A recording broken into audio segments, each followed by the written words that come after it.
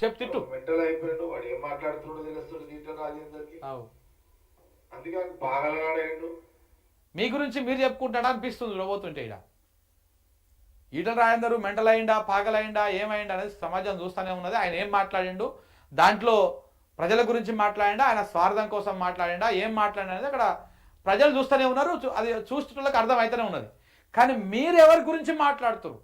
ఇప్పుడు ఈటల రాజేందర్ ఏమో ప్రజల గురించి మాట్లాడిండు.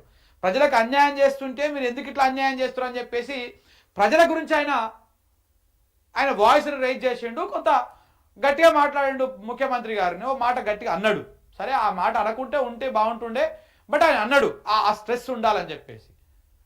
ఆయన జనం కోసం మాట్లాడి కొంత అది ఆ ఆవేశానికి అయింది. మరి నువ్వు ఓవన్ కోసం మాట్లాడుతూ ఉన్నావు ఈడ. రేవంత్ రెడ్డిని తిట్టిండు కాబట్టి ఆయన తిడుతందుకు నువ్వు రేవంత్ రెడ్డి కోసం మాట్లాడుతూ ఉన్నావు.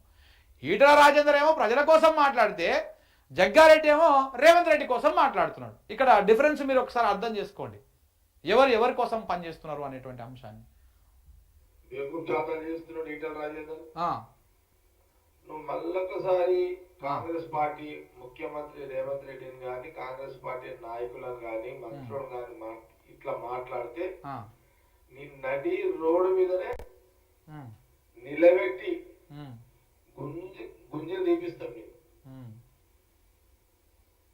తీపి ఒకసారి ఒకసారి ఎట్టుంటుందో ఒకసారి తీపియాలి. నడి రోడ్డు మీదనే గుంజీలు తీపియాలి. ఎవరు?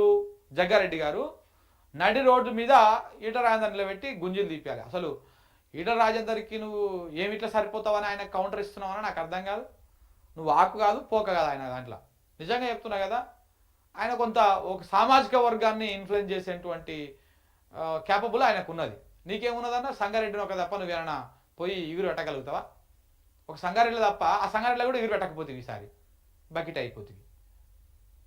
ఆయన హుజూరాబాద్లో ఓడిపోతే మల్కాజ్గిరికి వచ్చి గెలిచిండు. మరి నువ్వు ఓడిపోయి ఇంకో దగ్గరికి గెలవకపోతే గుంజీలు తీపిస్తాడంట.